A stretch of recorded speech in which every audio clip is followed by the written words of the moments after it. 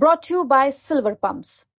Top quality और consistent performance के लिए सिर्फ सिल्वर पंप्स, नाम याद रखना। पंजाब सरकार द्वारा शंभू और खनौरी बॉर्डर खाली करवाने के बाद अब लग रहा था कि किसान आंदोलन का पूरी तरह से सफाया हो चुका है, लेकिन किसान नेताओं ने एक बार फिर से कमर कस ली है। हरियाणा में अभिमन्यु कोहाड़ दोबारा आंदोलन की रूपरेखा तैयार करने में जुट गए हैं। अभिमन्यु इसको लेकर हर जिले में मीटिंग कर रहे हैं। पानीपत में उन्होंने किसान नेताओं के साथ बैठक कर तीसरी बार आंदोलन की बात छेड़ दी। अभिमन्यु कोहाड़ का कहना है कि ये लड़ाई किसानों की आर्थिक आजादी की लड़ाई है और किसान ये आजादी हर हाल में लेकर रहेंगे। फिलहाल फसल कटाई का सीजन चल रहा है, ऐसे में ज्यादातर किसान मंडियों और खेतों में व्यस्त हैं, लेकिन अनुमान यही लगाया जा रहा है कि फसल कटाई और अगली फसल की बुआई के बाद किसान एक बार फिर अपनी लंबित मांगों के साथ सड़कों पर लौट सकते हैं। उधर पंजाब में भी सरवण सिंह पंधेर कह चुके हैं कि न तो किसान आंदोलन करना भूले हैं और न किसी ने जत्थेबंदी छोड़ी है। आंदोलन कभी भी दोबारा शुरू किया जा सकता है। अंत में आप किसान नेता अभिमन्यु कोहाड़ को सुनिए और साथ ही हमें कमेंट सेक्शन में लिखकर ये जरूर बताएं कि किसान आंदोलन का आपको अब प्रदेश और देश में क्या भविष्य नजर आता है। देखो, जिस तरीके से 19 मार्च को केंद्र सरकार ने हमें बातचीत के लिए बुलाया और उसके बाद सरकार द्वारा हमें गिरफ्तार कर लिया गया और हमारे मोर्चों पे जिस तरीके से बर्बरतापूर्ण तरीके से मोर्चों को कुचला गया, उस सारे विषय पे आज पानीपत की जो हमारे संगठन की ज़िले की कोर कमेटी है और अन्य जो बुद्धिजीवी साथी हैं उनके साथ हमने विस्तार पूर्वक चर्चा करी है और आगे आंदोलन की रणनीति क्या हो उस पर भी काफ़ी गंभीर मंथन हुआ है।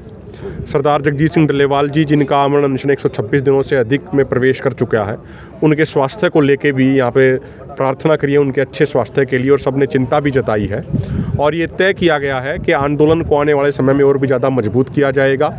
अगर आप आज़ादी के आंदोलन को भी देखेंगे तो आज़ादी के आंदोलन में भी उतार चढ़ाव चलते रहे थे, तो उसी तरीके से ये जो आज एमएसपी गारंटी कानून की लड़ाई है किसान की, ये किसान की आर्थिक आज़ादी की लड़ाई है, तो इसको अंजाम तक पहुंचाएंगे, जीत तक पहुंचाएंगे।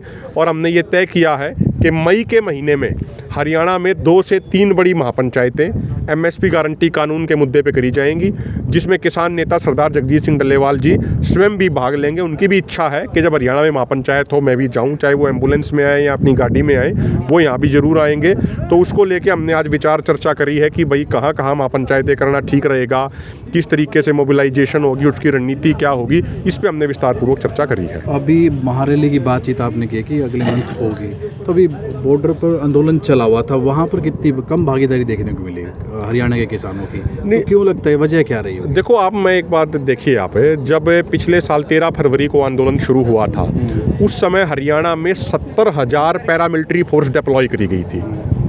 घरों को एक तरीके से पूरे गांव के गांव को सील कर दिया गया था। पैरामिलिट्री फोर्स फ्लैग मार्च कर रही थी। नौजवानों को पासपोर्ट रद्द करने की धमकियां दी गई।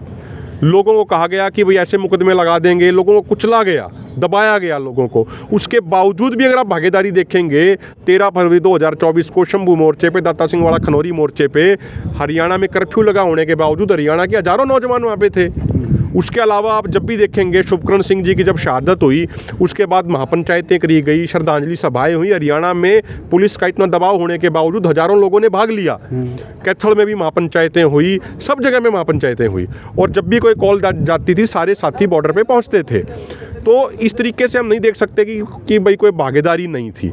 भागीदारी शुरुआत में कम इसलिए रही क्योंकि पुलिस का दमन बहुत ज़्यादा था और जब कोई भी सरकार इस तरीके के उस पर आ जाए, भाई आंदोलन को कुचलने का प्रयास करे, तो साधारण सी बात है 19-21 का फर्क निश्चित तौर पे पड़ता ही है। लेकिन लोगों में प्रतिबद्धता पूरी है, लोगों में संकल्प पूरा है कि एमएसपी गारंटी कानून के मुद्दे को अंजाम तक पहुंचाएंगे, इस लड़ाई को जीत तक लेके जाएंगे। भारतीय जनता पार्टी के नेता ये बोले कि भाई ये तो पंजाब सरकार ने उठाए हैं, तो वहाँ के सरकार के खिलाफ प्रदर्शन क्यों नहीं है, केंद्र का नाम क्यों बार बार ले रहे किसान? नहीं, मुझे लगता है कि चाहे तो उन बीजेपी के मंत्री जी चाहे तो वो अखबार नहीं पढ़ते या फिर चैनल नहीं देखते।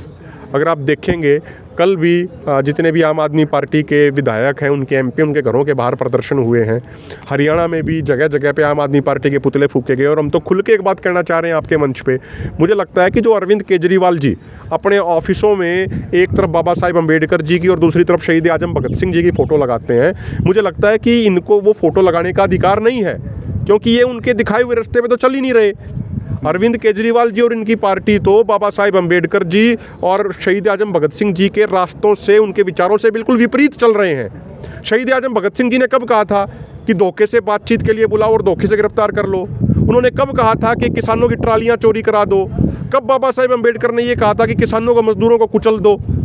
तो असल में ये कॉरपोरेटों के हित में, और अरविंद केजरीवाल जी को खुद डर लगता है जेल में जाने से।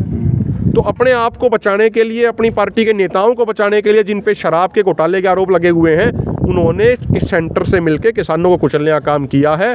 लेकिन मैं आपको ये क्लियर कर दूं कि जो ये इन्होंने काम किया, इसका खामियाजा इनको आने वाले दिनों में निश्चित तौर पे भुगतना पड़ेगा। पानीपत के साथ और भी स्थानों पर जा रहे हैं आप किसानों से मिलते हैं? देखिए, कल हमारी सोनीपत में पूरे जिले कमेटी की मीटिंग थी, आज पानीपत में हुई है, आने वाले दिनों में हिसार में, कैथल में, जींद में, सब जगह पे हमारी होगी और आंदोलन को पूरे तरीके से मजबूती के साथ आगे भी चलाया जाएगा। और मैं एक बात ये जरूर कह दूं आपको, जो हमारा MSP गारंटी कानून का मुद्दा है, ना तो वो हरियाणा सरकार का मुद्दा है, ना वो पंजाब सरकार का मुद्दा है, वो सेंट्रल गवर्नमेंट से हमारी संबंधित मांग है, सेंट्रल गवर्नमेंट से संबंधित हमारा मुद्दा है और सेंट्रल गवर्नमेंट ही MSP गारंटी कानून बना सकती है। चले कि जो अब की बार आंदोलन होगा हरियाणा का, उसमें बहुत बड़ा योगदान होगा जैसे पहले आंदोलन में था। देखिए, मैं ये कहना चाह रहा हूँ आपको, लड़ाई लंबी चलेगी, यहीं से शुरुआत हो सकती है। पूरा सहयोग पहले भी था, पूरी ताकत के साथ आज भी सहयोग कर रहे हैं और आगे भी जहाँ पे हमारी कमियां आ रही हैं, उन कमियों को दूर करके आंदोलन को मजबूत करने का कार्य करेंगे। ठीक है।